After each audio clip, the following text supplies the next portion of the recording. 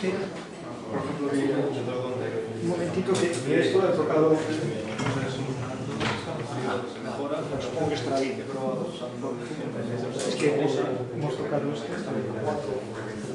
Antes ha venido, pero no sé si ha tocado ahí, ha venido solo para que...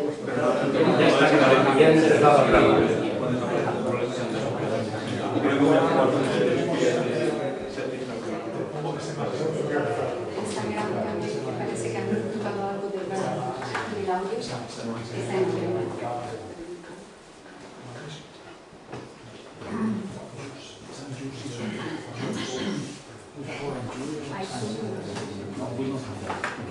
Se acabó.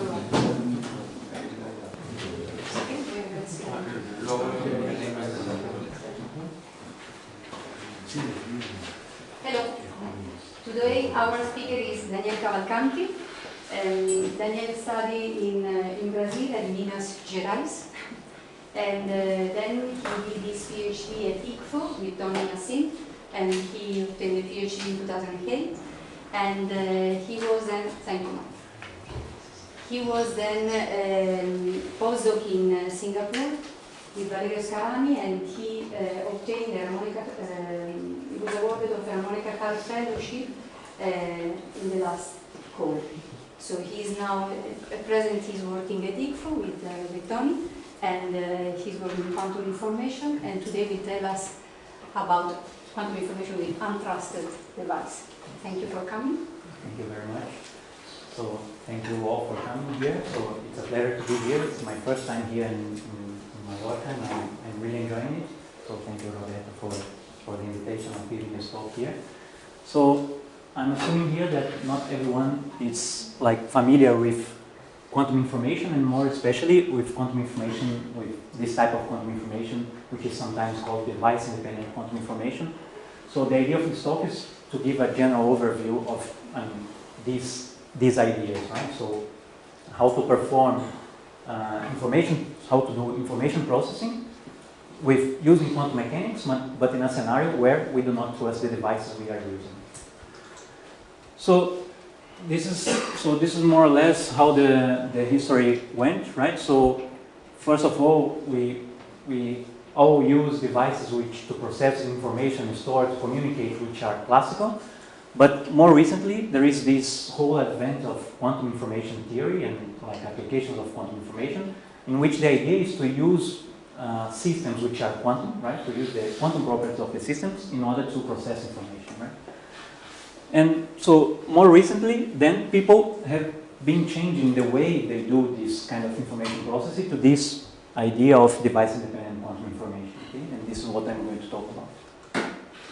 So in standard quantum information, so in the past few years, let's say, I don't know, 10 or maximum 20 years, we have been seeing an explosion of results on quantum information. For example, in quantum computation with new protocols protocols that can compute functions much faster than the classical computation, or dense coding, quantum key distribution, teleportation, error correction, and many others, right? So, and in all these protocols, the idea is that we have an advantage over the classical ways of processing information. So either in terms of the speed, in terms of speed up, or in terms of the security, right? So we have more secure protocols or higher probability of success in some protocols. And we have this because the protocols use quantum features, right? So things that doesn't happen in classical systems, but happen in quantum systems. For example, entanglement, or I don't know, like a measurement incompatibility and many other things, okay? So let me give you an example, okay? So let's take classical cryptography, where the basic idea is that we have two parties, Alice and Bob. They are distant from each other, and Alice wants to communicate a message to Bob, right? But in this scenario, there may be an eavesdropper, so someone in the line that wants to learn what's this message, and Alice doesn't want the eavesdropper to know the message, right? So what's the idea? Alice encodes this message using some function, right? Sends this encoded message to Bob, and Bob, who has the key to decode the message, decodes it and reads it, right? And the whole business of classical cryptography is based on this fact here, that some functions, some problems are very, very hard to compute in a classical computer. Okay? So it's not that. So the fact is that the eavesdropper, in order to read the message, in order to decode the message, it would take too long until the eavesdropper can do it, right? So it's not that it's impossible, right? So in principle, if there exists a way of decoding, but it's too hard, so it would take too long. Okay? So as you see, the whole thing, the whole security is based on the computational power of the eavesdropper, right? So she doesn't have computational power enough to decode the message in, let's say, in a reasonable time. Then it came the idea of quantum cryptography. Okay? The idea is similar. We have Alice and Bob. Alice wants to communicate with Bob, right?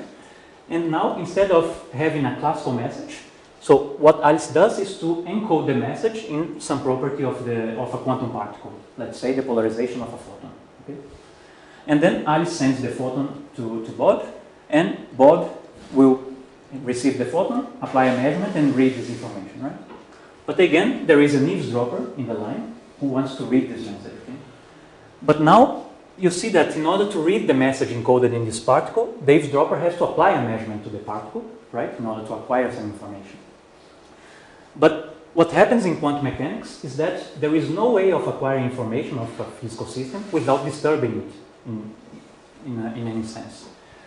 So then the security of quantum cryptography is based on this fact. An eavesdropper necessarily changes the state of the system or disturbs the physical system if she wants to learn some information about the system, right? And Bob can detect if there was some change on the state, right? And as you see, now the security is not based on the, let's say, some sort of computational power of the eavesdropper, but is based on the properties of quantum systems, right? So it's by the axioms of quantum physics, it's impossible to not disturb the system if you acquire information about this. So as you see,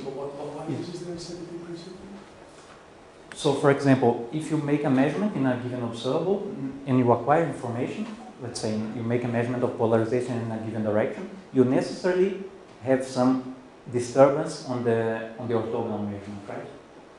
So you cannot acquire information, let's say, of polarization in a given direction and polarization in another direction at the same time. They are incompatible. And this is exactly what is being used here, right? So what Bob is going to do is to make measurements in these two observables, right? And see if there was a... The measurement was 2 levels different. Yes. So, and as you see, thank you for the question, and please interrupt me if you have any questions. Right? So, as you see, there was a big change in the way people treat the security of these protocols, because in the first one, it's simply based on the power the eavesdropper has, right? Where here is really based on the physical laws. Okay, so if we believe quantum mechanics is correct, so we have the security in the protocol.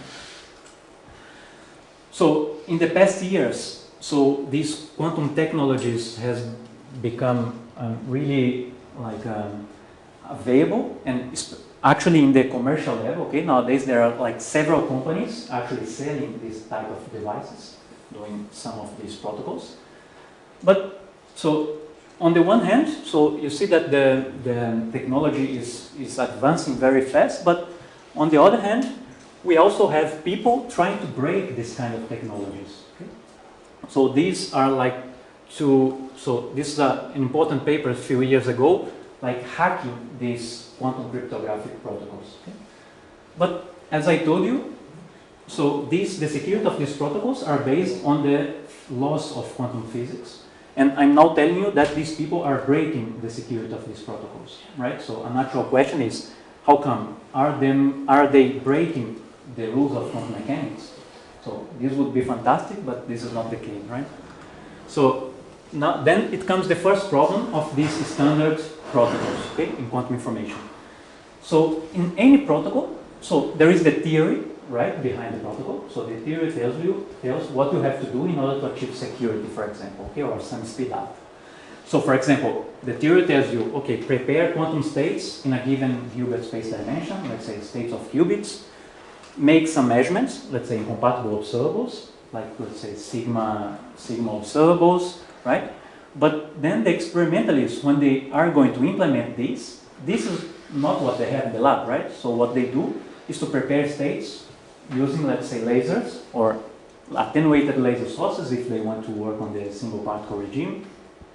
And they make measurements of polarization of light with using photodetectors, which have some efficiencies and which have, there are several things involved here. And you see that the two things are not the same, right? So, and this is exactly what these people who are trying to break the protocol, they use, right? It's the mismatch between the implementation and the theory. So, and then there is another problem in these protocols, which is the following.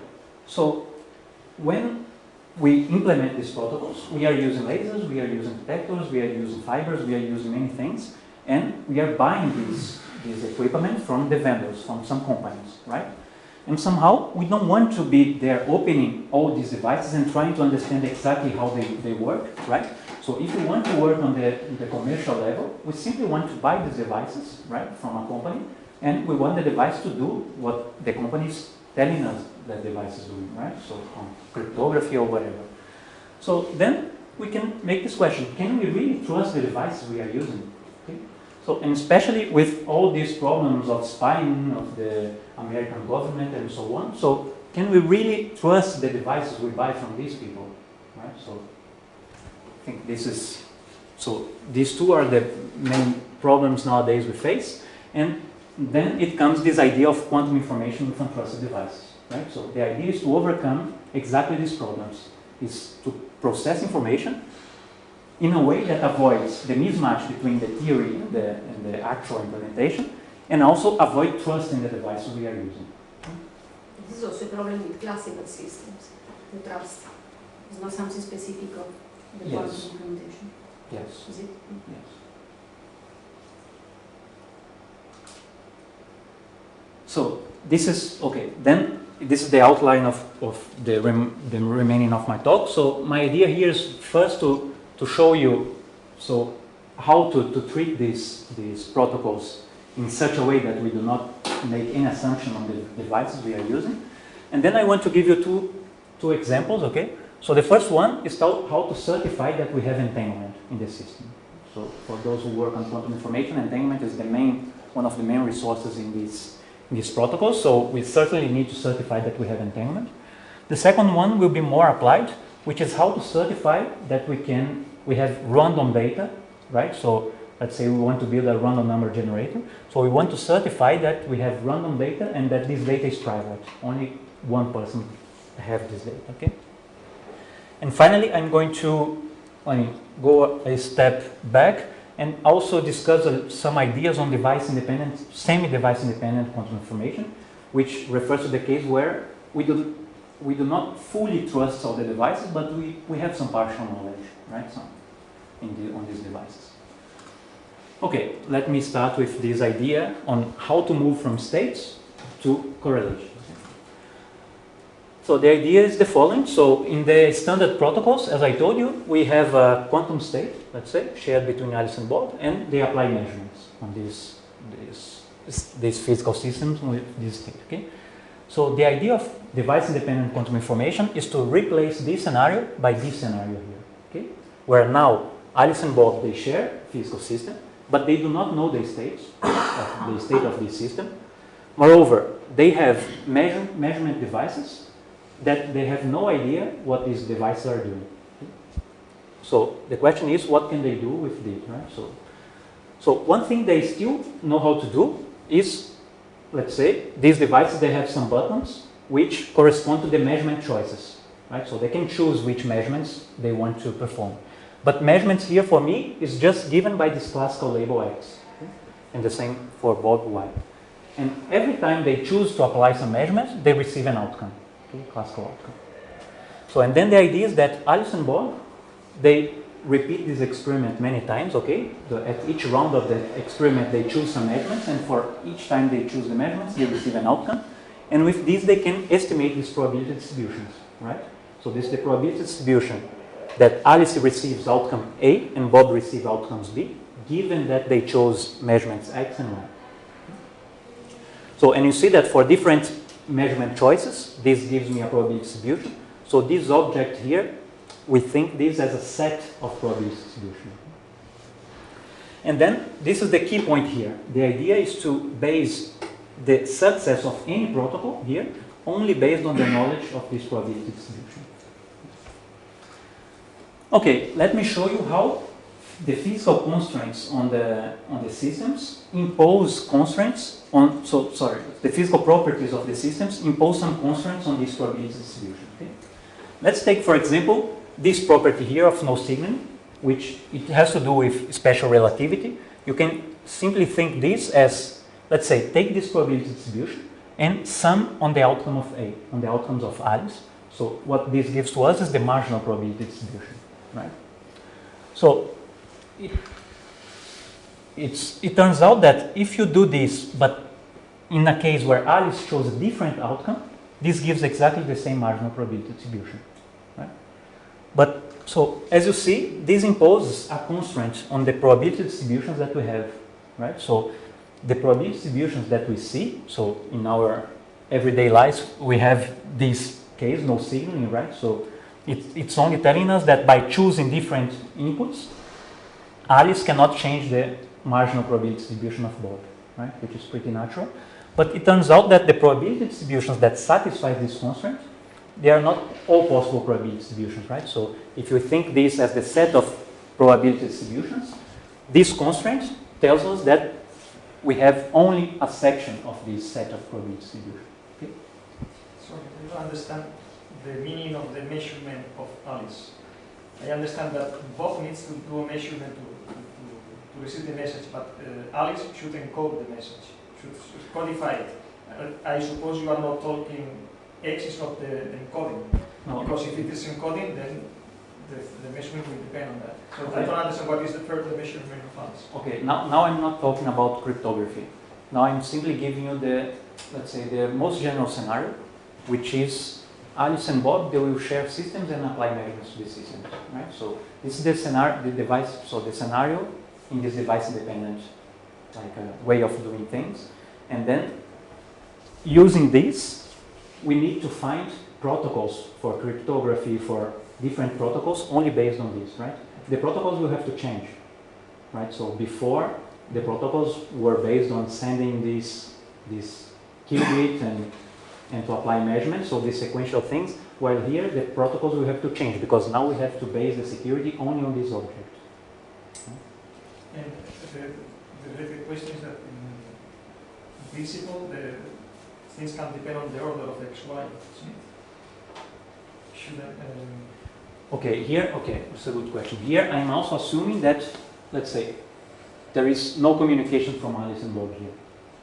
Right, so I'm only... They are different light cones, for example. So they are in possible different... to Yes, they are in different light cones, or in some protocols, I mean, you have an optical table there, an optical table here, and they do not communicate to each other. In this down. So what I'm saying here is that the choice of inputs here doesn't depend on these variables, nor these, and there is a bipartition here.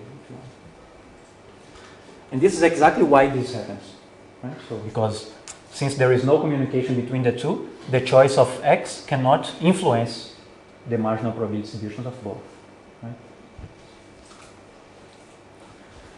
All right. So in quantum physics, there is yet another constraint here, which is the following. We know that in quantum mechanics, probability distributions, right, are given by this rule here, the Born rule, which is the trace. So probability distributions are given by the trace of product of operators, right? So this is a measurement operators to Alice, these are measurements operators to Bob, and a given quantum state. Right? So this again is a constraint, and again, so we have a subset of probability distributions that respect this rule here. Okay, it's not any possible probability distribution.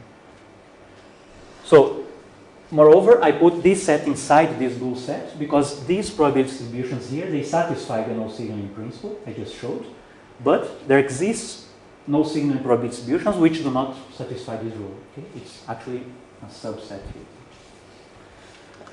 And we can impose more constraints if you want. Suppose that we know that the states shared between Alice and Bob are separable, right? So again, the correlations that they will observe will be given by the trace of these measurement operators on separable states only, not every state, only separable states. And again, this will impose more constraints on this, on the possible probability distributions they will observe. So I'm showing you this just to tell you that only by looking at the probability distributions, we already have a lot of information about the system, right? Because the properties of the system will reflect on the probability distribution we have. And this is the whole idea behind this type of quantum information processing. All right, so let me give you an example, okay? So this device-independent entanglement certification. So the problem is the following. How Alice and Bob can certify that the states they share is entangled. So entangled states are the states that cannot be written like this, right? So these are called separable states, which are given by convex combinations of products of states for Alice and Bob. Okay? As you see here, the only correlations that Alice and Bob can see here are these classical correlations given by these variables, right? So those are called the separable states. The task here is to certify that we don't have separable states. We have states which go beyond separable. Okay? And the reason is that, okay, entanglement is a very important resource for information processing and many other things. All right, so let's see how it goes. Okay, so let me first characterize the probability distributions that would come from separable states. Okay, so suppose we have a separable state. Let's see how this probability distribution looks like. Okay, so this is the Born rule, and what I do here is that I put this form of this state here. I substitute, right? I put the summation outside. And then you see that we will have the product of the trace of these measurement operators on Alice's part with the trace of measurement operator in Bob's part. Okay? And this is a probability distribution of A that depends on X and lambda, right? And this is a probability distribution on B that depends on Y and lambda. Okay? So as you see, because the state is separable, the probability distribution Alice and Bob will observe need to have this decomposition here. So then the task becomes, so Alice and Bob, they go there, they apply the measurements to the states, they estimate the probability distribution, so they have this observed probability distribution, and then the question is, can they write this probability distribution using this decomposition?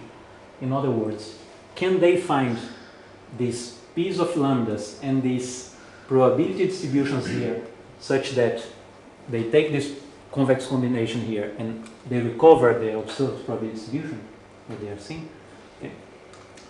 So if there is no decomposition like this, is because there was entanglement in the system. Right? So in this geometric picture, what we are seeing is the following. They observe this set of probability distributions and they want to know if this set of probability distributions is in this set or if it's outside this set. Okay? If it's outside the set of these probability distributions, it's because there was entanglement in the system. Okay? So, fortunately, this problem here can be solved very efficiently. So, for finite number of inputs and outputs, this can be solved by a linear program. Okay? So, if you give me a set of probability distributions, it's very easy to test this decomposition.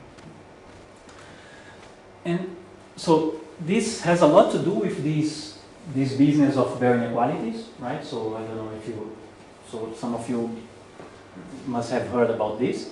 And Barry inequalities are simply functions of these probability distributions, such that if you use these separable probability distributions, this function is bounded by some constant. Okay? You can always see a Barry inequality like this, which means that if you take your probability distribution that you observed, you compute the value of this function and it's bigger than this constant, is because there was entanglement in the system. Okay? And so again, in this geometric picture, this Barry inequality can be simply seen as a plane here that separates the set of separable probability distribution from some other points.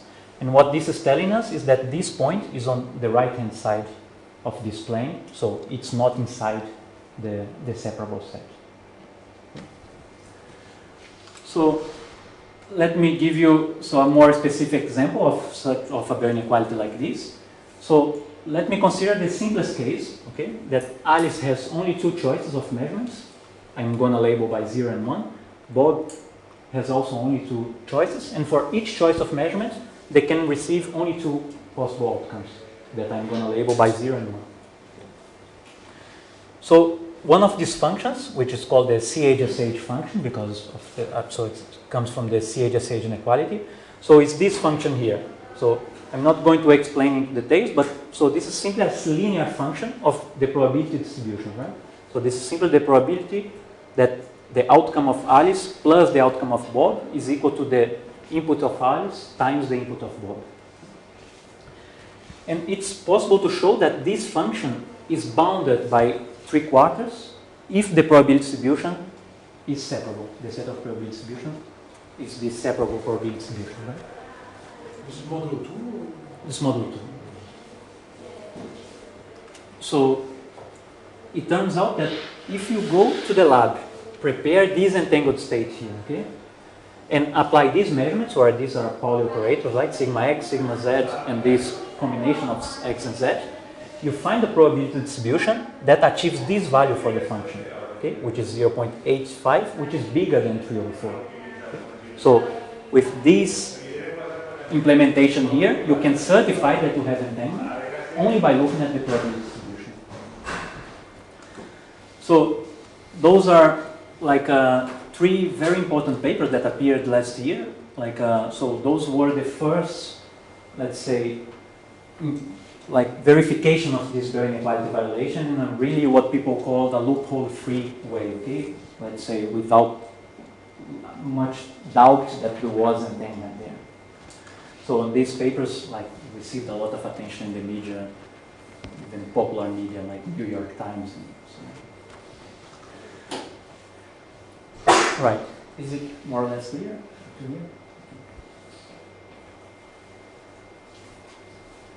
Okay, so let me then move to a more specific task, which is the idea that we can certify that the data we obtain in a given experiment is completely random and private, even without trusting what we are doing in the device. Okay?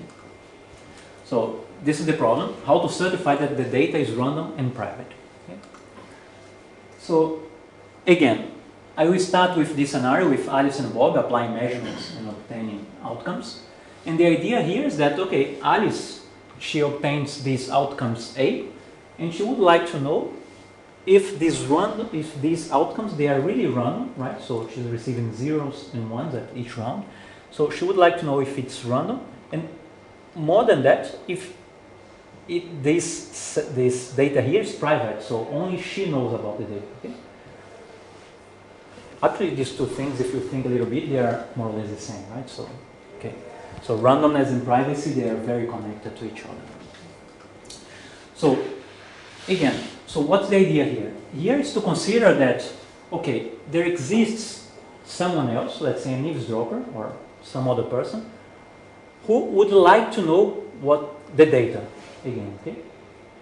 So the idea is to consider that there is not only Alice and Bob, but there is also a third part here, which may be correlated with Alice and Bob. We will assume that they share, let's say, a tripartite state, right? And we have the eavesdropper that is making the best measurement possible in order to figure out which is the outcomes of Alice. Okay? So, what is the figure of merit here? So, the idea is to try to estimate what is the probability that this guessing probability, what's the probability that the eavesdropper, after applying the measurement, receives the same outcome than Alice, right? So you can see this as a sum on all possible outcomes of Alice, that A is equal to E, right? The eavesdropper knows what Alice has. And I want to know the privacy of a given input for Alice, a given measurement choice. Okay? Right, so this is the figure of merit. And the idea, again, is to estimate this guessing probability only based on the information Alice and Bob have, right, on the observed probability distribution. And this is the problem that they want to solve, right? So given that they know this, they run the experiment and they estimated this probability distribution, they want to maximize the guessing probability. So they want to know the maximum information an eavesdropper can have on the data, such that, so first, the observed probability distribution is given by the marginal over a tripartite probability distribution. So where here we have Alice, Bob, and the eavesdropper. Okay.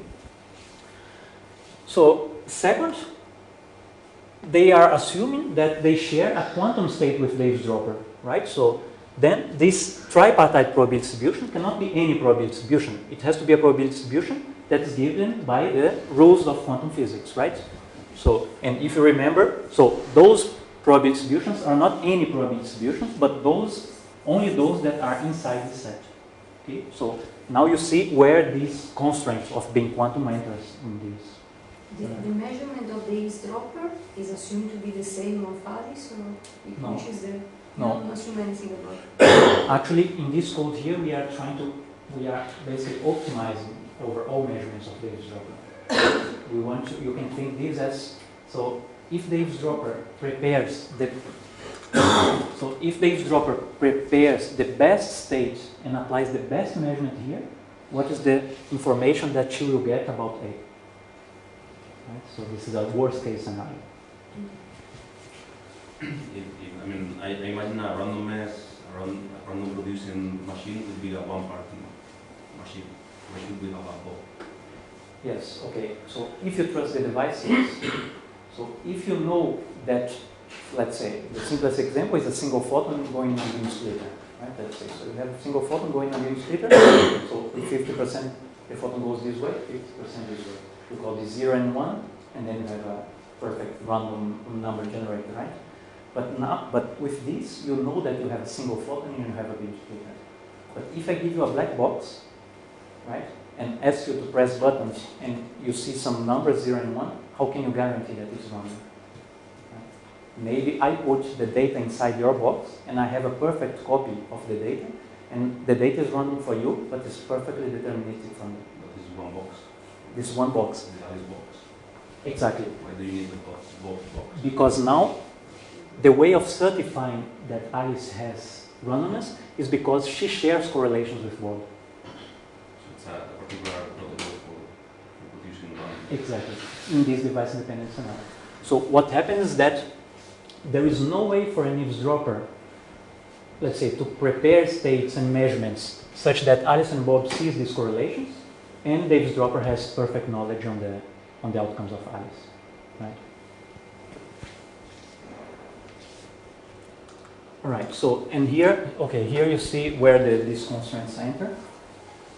So, and again, so this can be, so this problem here is, so this can be solved by what's called a semi-definite programming, so which is a numerical optimization code that indeed for reasonable numbers of inputs and outputs can be solved efficiently. So let me give you again an example, okay? So suppose that Alice and Bob, what they actually share this quantum state here, right? So this is a maximally entangled state, a convex combination between this maximally entangled state and a completely noisy state, okay? So, and I will analyze this protocol as a function of this visibility, the probability that they share a maximally entangled state. And again, suppose that Alice and Bob, they share this state and they make the same measurements that I showed you before that violates the inequality, okay? Then you can calculate this with semi-definite programming, this code that I told you, and then what you observe is this, right? So if Alice and Bob, they share a perfect maximally entangled state, so they can certify that at each round of the protocol, they have one perfect bit, right? So the bits that Alice obtains is random, and only she knows this bit.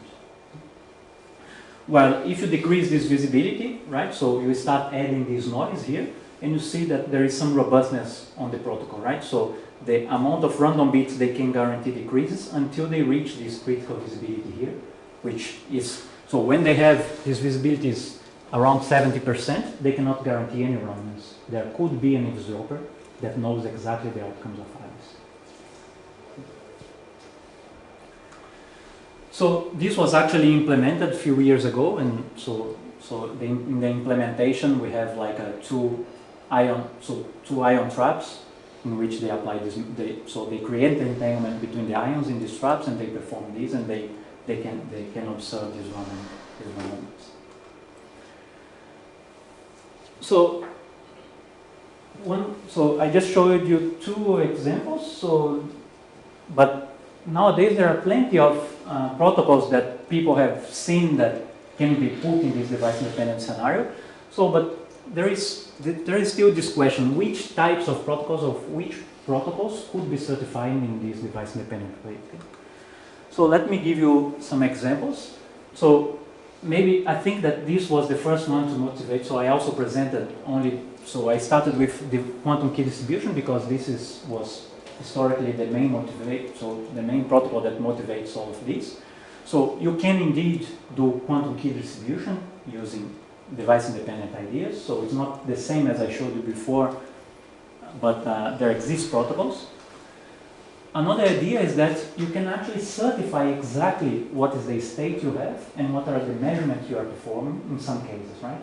There exist some states. So there exists some probability distribution that you observe, and if you see this probability distribution, there is only a way of producing this probability distribution, which is, let's say, measuring these specific states, let's say maximum entangled state with these specific measurements, right? So you certify that you have this state.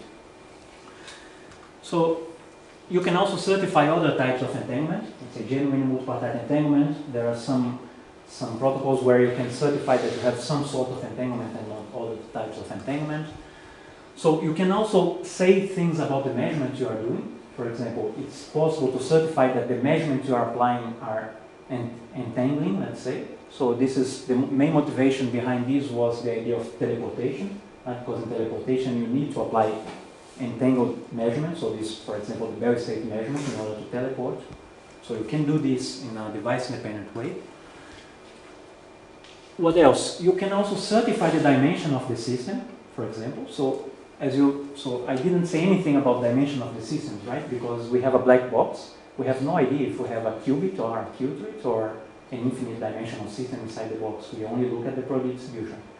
But in fact, some probability distributions can only be obtained if you have some certain dimensions in the system, right? So you can certify in a device-independent way so the dimensions we have. So there are several others. I'm not going to go through all of them, but I think that there are many others to come in the near future as well.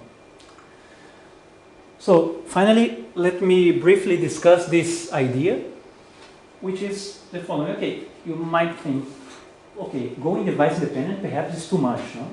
So we know many times what we are doing, right? So perhaps we don't know everything, right?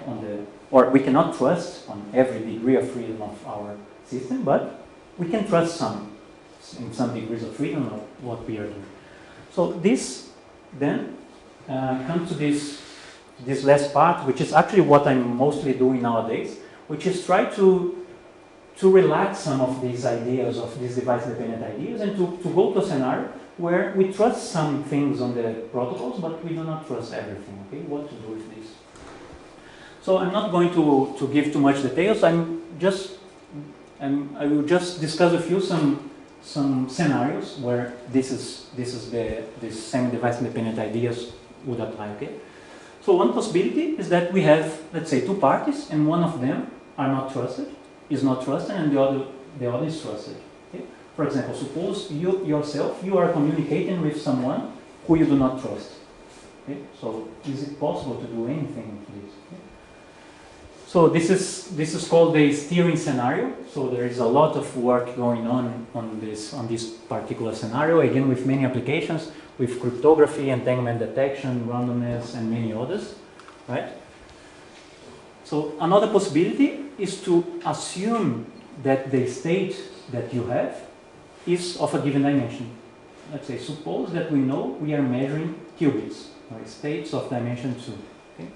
So what can we do with these? Perhaps we don't know the measurements we are doing. We have these black boxes, but we know that we are measuring, let's say, the polarization of photons. So another possibility is that Alice and Bob, for example, they do not share a reference frame. Okay? They know exactly what they are doing locally, right? They are making measurements in given directions, but they do not know if what Alice calls X is the same direction that Bob calls X, right? So they do not share a reference frame. So although in this case, right, so they could certainly estimate the state in this basis, and they know locally what they do, but they do not know the relation between what they do. Okay, there are many other cases so which I think are relevant experimentally, and again, I think that it's a matter of going to each of the possible implementations and really go there and say, okay, what do we really trust here and what we do not trust, and try to come with protocols for these particular scenarios. Okay, just to go to the final remarks. So again, the idea is that so we have these classical ways of processing information in which we have this trust on the computational power of the adversaries, or let's say the computational power of the devices that are being used in the protocol. Okay, this is the classical case.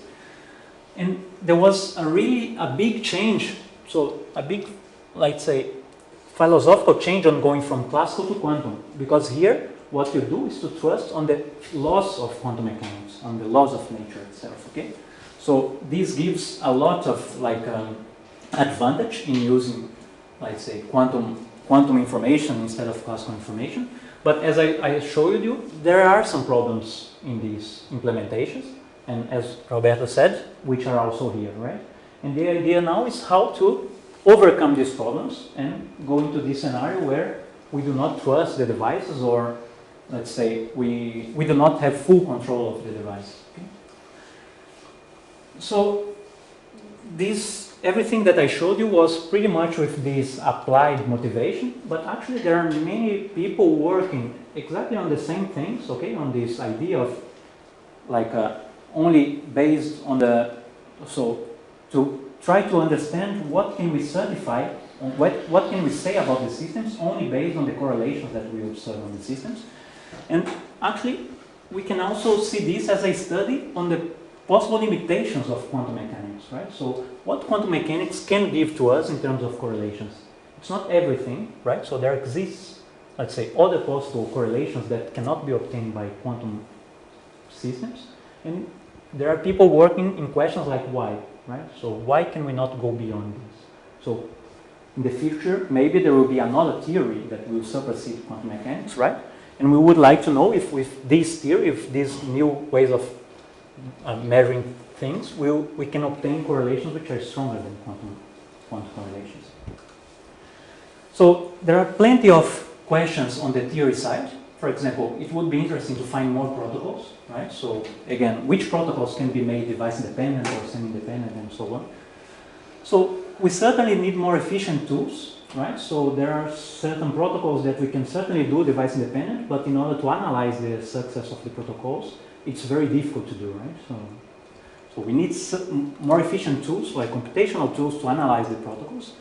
So one open question is still, which quantum states are useful for device-independent information processing? Okay? It's not every entangled state. For example, separable states are not useful. But we also know that some entangled states are not useful as well. So what is the boundary? Which states we have to use? So again, so I think that in the future I'm very much interested on this part here, which is to study and to identify the semi-device independent protocols, something that is in between the standard scenario and this fully device independent scenario. And we have plenty of fundamental questions of like why we do not see more correlation and so on. So on the experimental side, there are plenty of questions as well. For example, try to develop appropriate experimental setups in order to be able to see these correlations, which allow us to do these device-independent protocols.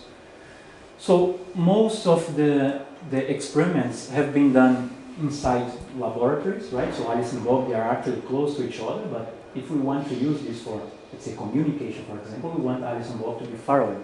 So there's plenty of work being done. So, and people are working more on increasing this distance of these protocols. So there are problems like so detection efficiency, right? So depending on the systems, you have these typical commercial photo detectors, the efficiency is quite low, so you cannot do with these commercial detectors nowadays. So certainly detection efficiency is an issue that people are working hard.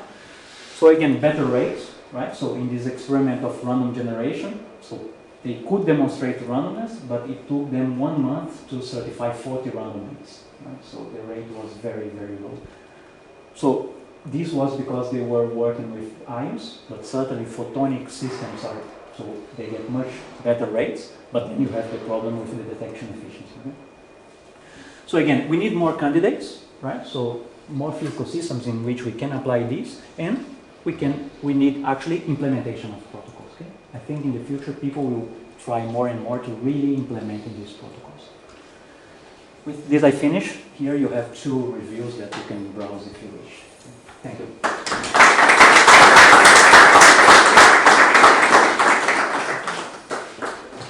Questions? Thank you for the next. Yeah, I have 2 questions.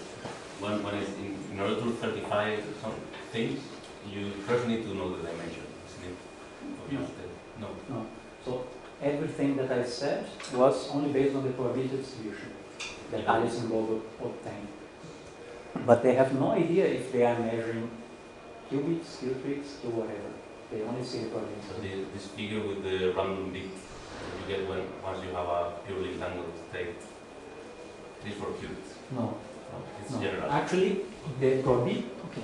So the probability distribution. This one. The probability distribution that allows you to certify this amount of bits can be obtained by measuring this state, right? But in order to certify this amount of bits, you do not assume that you have this state, right? You only look at the probability distribution. Let's say if I give you, so suppose I make the measurements on this system, right? You don't know, right? But then I just give to you the probability distribution, and I don't tell you that I obtained by measuring this state. But it's already a probability distribution with only 2 possible measurement outcomes. Well, but I can apply a measurement on a qubit, and then the measurement has only 2 outcomes, right? So, and I can also make a measurement of 3 outcomes on a qubit. So the number of outcomes is not necessarily the same as the dimension. Yeah, and the second question is, when you talk about the foundational things, very nice. I was guessing, when you go in the other direction, so you want to restrict what is known for quantum, and you put in a POVM measurement into this probability thing, and then calculate what is possible. How do you go the other way around? From what you know to something more general, how do you calculate that? Okay, no, this is a very good question. So the first thing was to realize that there exist probability distributions, which, let's say, they have natural properties. Let's say there are no signaling, for example. So there exist probability distributions which are no signaling that cannot be obtained by measurements on quantum systems, no matter which measurement, no matter which state. Right? This was maybe the first result on this line of research. Okay? Then it was the first time that people thought, okay, quantum mechanics doesn't do everything. Right? The second thing is, why not? Right? So is there any property of these post-quantum probability distributions which is very weird, right? And this is why quantum mechanics, we do not see this, right?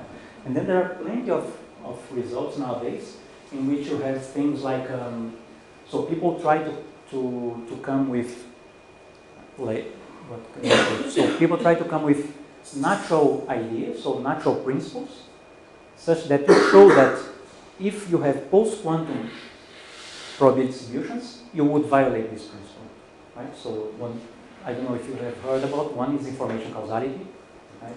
The other one is macroscopic locality. So these are principles like if Alice sends n bits to Bob, Bob cannot learn more than n bits. It's very natural, right? It turns out that there exist lots of post-quantum probability distributions which violate this principle, and quantum physics satisfy this principle. But there are many open questions there. It's not completely understood why we cannot go beyond quantum. That's a good question. Emilio? Your approach is based on the probability distributions, but estimating probability distribution is very hard. Usually they converge extremely slow. Even average values converge like this 1/square root of the number of samples.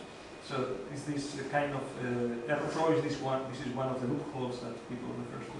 Is there any way to treat this statistical uncertainty you always have when you have a finite time to measure probability distribution? Yes, so a lot of work has been done trying to come with protocols in this finite size scenario. So in some protocols, this analysis was done. For example, in quantum key distribution, yes, it was done. When you violate a Barr inequality, it was also done, right? So there exists a statistical analysis that you can do, but this is certainly also an open question for other protocols. So how to analyze all the protocols in this, to have a finite analysis. But there exist things, for example, for Barr inequality violation, these 3 papers that appeared last year. So all of them, they report the P function, like what is the probability that actually a classical model can reproduce your data. Right? Any of the order of? Well, it depends on the system. So in the first one, in which they use solid states, they didn't have much data. So it's of the order of, I don't know, 4% or 5%. But with photons, so the rate is huge. So it's much lower, maybe 0.1%. Another question? Yes, just out of curiosity. Probably in the next future, the first quantum computer will be out. So if maybe but just in case, do you think that they will have enough power to go to the classical cryptography? So if the quantum computer will have Enough power now? No, not now. Yes, in the future, the next future. oh, this is the promise. Huh? This is what they promise. Yeah. Okay. Yeah. Okay. Oh, well, this is one of the promises of So to quantum go to the computing, classical to cryptography. break the classical one, and then people come with the quantum cryptography, which is somehow unbreakable because you have. Yes. So I think we need this kind of new. Yeah, this is the problem. Yeah, this is the problem. Any other questions or comments? If not, let's thank Daniel again. Thank you very much.